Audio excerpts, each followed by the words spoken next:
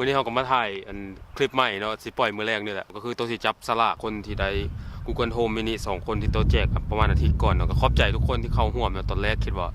อาจจะบ่มีคนหลายปานนี้ตอนแรกก็ว่าสิแจกอันเดียวซ้ำแต่ว่า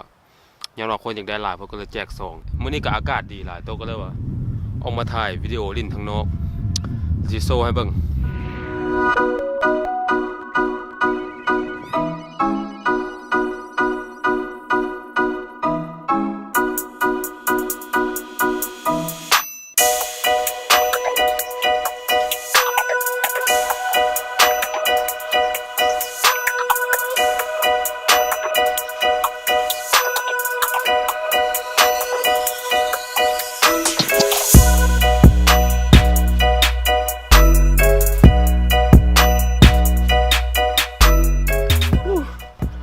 สู้สิถ่ายอินโทรนี่แล้วเสียเวลาถึงเวลากลับมาเฮือนแล้วเนาะเดี๋ยวกลับไปถ่ายการซุ่มลวกคนอยู่เฮือนในคอมของตัวเนาะแล้วก็เลย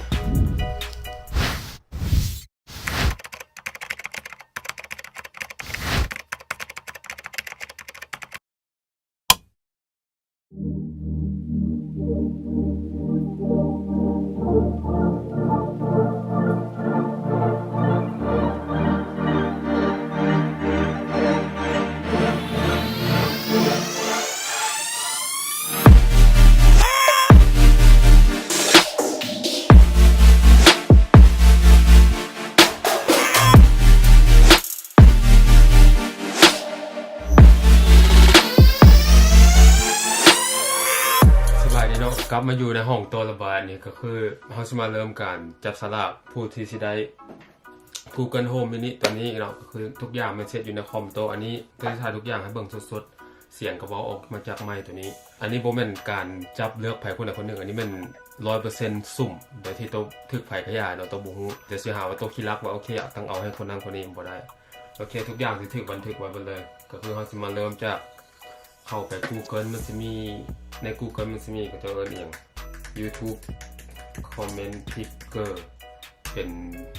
มันเป็นตัวเลือกเอาคอมเมนต์อันใดหนึ่งก็คือเราจะมาเลือก2คนมื้อนี้ก็กดเข้าไปในตัวนี้เลยมันก็จะให้เราเอาไปเอา URL ของวิดีโอที่เราสิ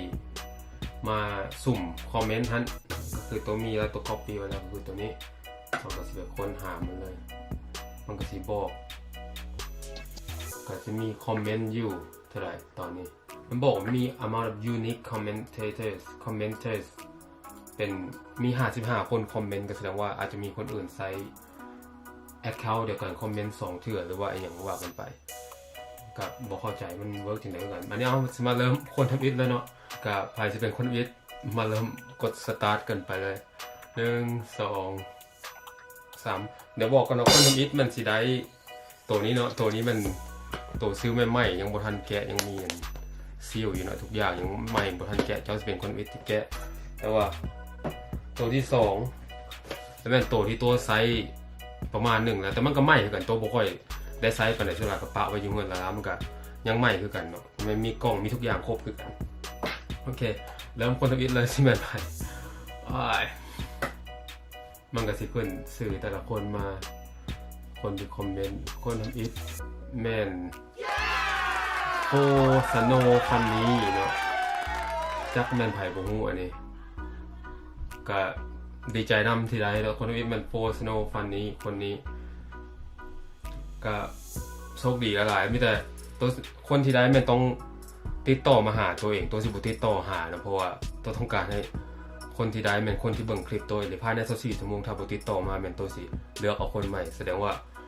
ไผก็อย่าแม่นผู้นี้ติดต่อทางใดก็ได้เนาะสิเขียนมาทาง Facebook หรือว่าสิมาคอมเมนต์ในคลิปอีกเทื่อนึงก็ได้ว่าแม่นตัวเองก็มาแต่ว่าต้องเบิ่งคลิปนี้ตัวสิบ่แจ้งหยังหาเจ้าเจ้าต้องเบิ่งเพราะว่าถ้าเจ้าอยากได้คันบ่ได้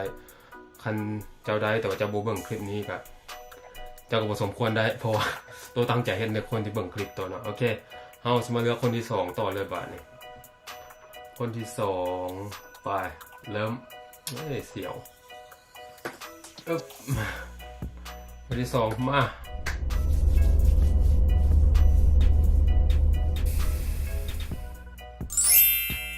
กีตาร์สุขสมรคอมเมนต์เพิ่นแม่นติดตามแต่ Facebook หาก็ฮู้ว่าเจ้ามีคลิปอยู่ YouTube ติดตามอยู่เด้อ เข้าใจเพื่อที่สองมันคิดตามสุขสมองเนาะอันนี้ตัวกระโบแน่ใจว่าเป็นไทยเหมือนกันก็ดีใจนำที่เจ้าได้อ่าน Google Home Mini ตัวที่2ไปขอโทษกับคนที่บ่ได้เนาะขอโทษหลายแต่ก็2คนนี้แน่นอนตัวบ่ฮู้จักเขาเจ้าแท้ๆเอาตรงๆตัวบ่ฮู้จักแต่ว่าก็คือที่บอกไว้เนาะต้องติดต่อมาเองตัวสิบ่ติดต่อหาถ้า24ชั่วโมง2คนนี้บ่ติดต่อมาแม่นเฮาสิจับเอาคนใหม่โอเคสำหรับมื้อนี้ตัวคิดว่าคลิปนี้ก็คือสิหมดเท่านี้ไผบ่ได้ก็ขอโทษนำอีกเทื่อนึงขอโทษใจแท้ก็อยากให้หลายๆคนแต่ว่าบ่มีเงิน